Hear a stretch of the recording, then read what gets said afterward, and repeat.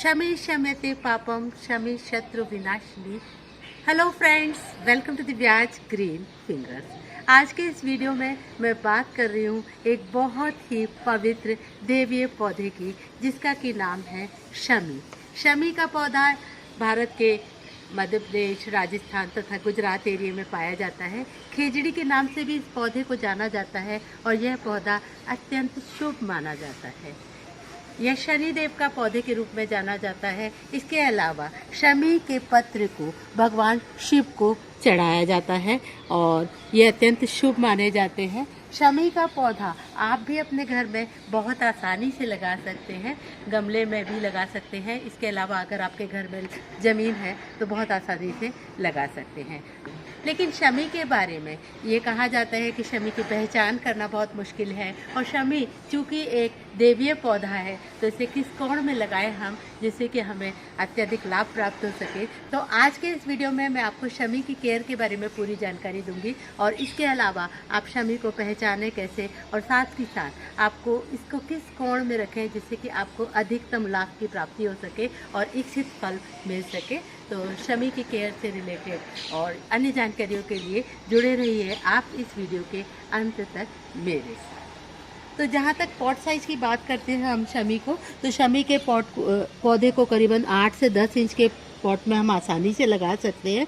नीचे से आप इसमें ड्रेनेज के लिए अच्छा सा होल होना चाहिए, क्योंकि ये एरेटेड जोन का पौधा है। इसकी जड़ें बहुत लंबी लंबी जाती हैं और बहुत ही हार्डी कंडीशन में ये पौधा आसानी से सरवाइव कर लेता है। तो इसको लगाना बहुत ज़्यादा डिफ़िकल्ट नहीं है। लेकिन ये चूँकि ऐसी जगह का पौधा है जहाँ धूप अधिक होती है, तो शमी के लिए आपको करीबन 4 से 6 घंटे की धूप की ज़रूरत होती है। तो आप इसे ऐसे स्थान पर लगाइए जहाँ कि इसे बहुत अच्छी धूप मिल सके।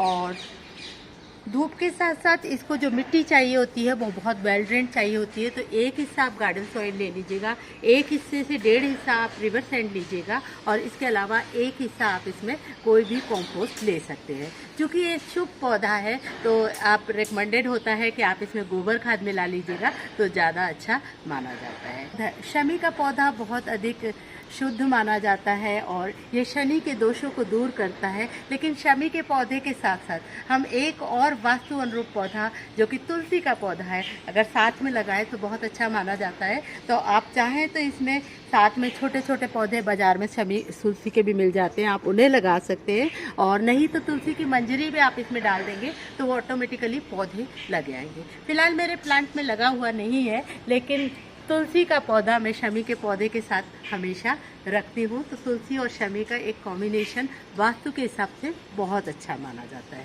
और बात है कि इस प्लांट की वाटरिंग का जहाँ तक सवाल है, इसको बहुत ज़्यादा पानी की ज़रूरत नहीं होती।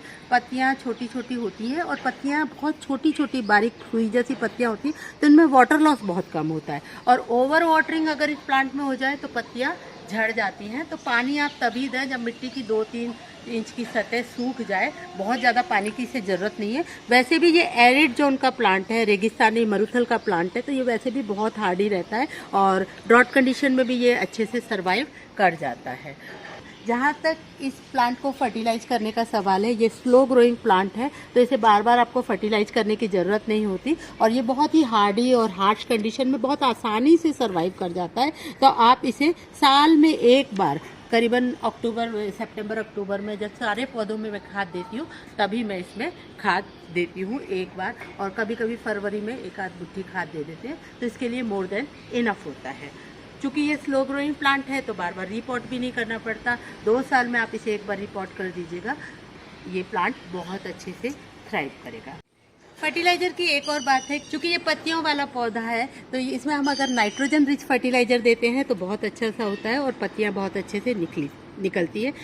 शनि भगवान शिव को बहुत अधिक प्रिय है और शमी के पत्रों को जिस तरह से हम बेलपत्र चढ़ाते हैं उससे भी अधिक ये माना जाता है कि शमी पत्र चढ़ाने से भगवान शिव प्रसन्न होते हैं। इसके अलावा शमी के 5 अंग पंचांग, जैसे कि इसकी जड़, टहनियाँ, पत्तियाँ, फूल तथा एवं कांटे भी भगवान शनि को अति प्रिय है और ये शनि के दोषों को दूर करता है। इसलिए कहा जाता है कि शनिवार के दिन शमी वृक्ष के नीचे सरसों का दिया आप जलाएं तो बहुत अच्छा माना जाता है। जहाँ तक रखने का सवाल है इस प्लांट का प्लेसमेंट के लिए, तो ये माना जाता है कि जब हम घर से बाहर निकले। तो ये प्लांट जो है वो हमारे दाहिने साइड होना चाहिए, और जब हम घर में अंदर आएँ तो ये हमारे बाएं साइड होना चाहिए, जिससे कि ये हमारे घर की नेगेटिविटी को बाहर फेंकता रहता है, और उसके अलावा हमारे घर में कोई भी नकारात्मक ऊर्जा अंदर नहीं आ पाती।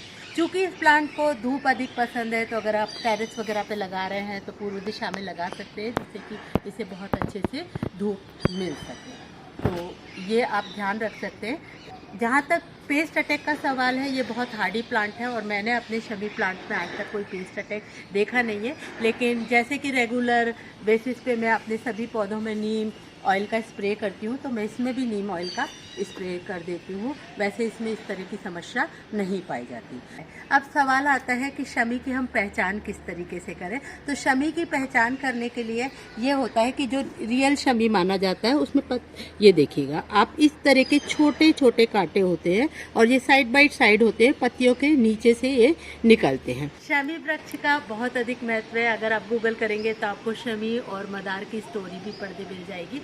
इसके अलावा शमी भगवान शिव को बहुत अधिक प्रिय है, शनि के प्रभाव को कम करता है। जिन पर शनि का 7.5 का प्रकोप है, उन लोगों को शमी वृक्ष की पूजा करनी चाहिए, ऐसा माना जाता है।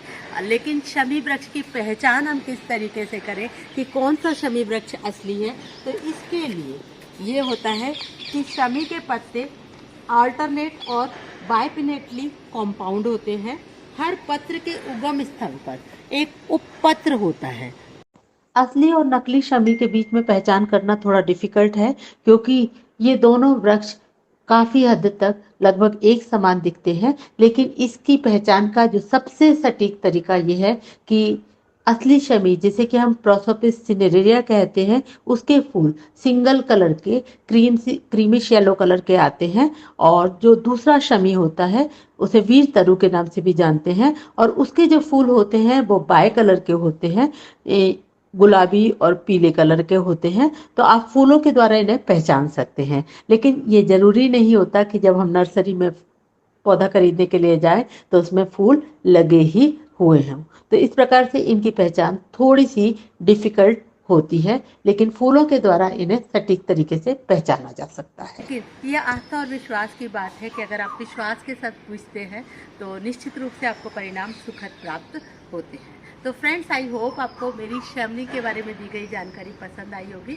और इस वृक्ष को अभी विजयदशमी नज़दीक है, तो विजयदशमी को लगाना अत्यंत शुभ माना जाता है। तो आप विजयदशमी को नर्सरी से लाकर इस प्लांट को बहुत आसानी से ट्रांसप्लांट कर सकते हैं, अपने घर में लगा सकते हैं। अन्यथा अगर आप मौका चूक जाते हैं तो शनिवार के दिन भी शमी वृक्ष को आसानी से लगाया जा सकता है। और वैसे भी प्लांट अगर कोई भी हो, घर में सुख समृद्धि और घर की वायु को शुद्ध करते ही हैं। तो फ्रेंड, आई होप आपको मेरा ये वीडियो पसंद आया होगा। और अगर वास्तु प्लांट श्रृंखला में आपको शमी के बारे में मेरी दी गई जानकारी पसंद आई है तो इस वीडियो को लाइक कीजिएगा, कमेंट कीजिएगा, शेयर कीजिएगा, मेरे चैनल को सब्सक्राइब जरूर कर लीजिएगा।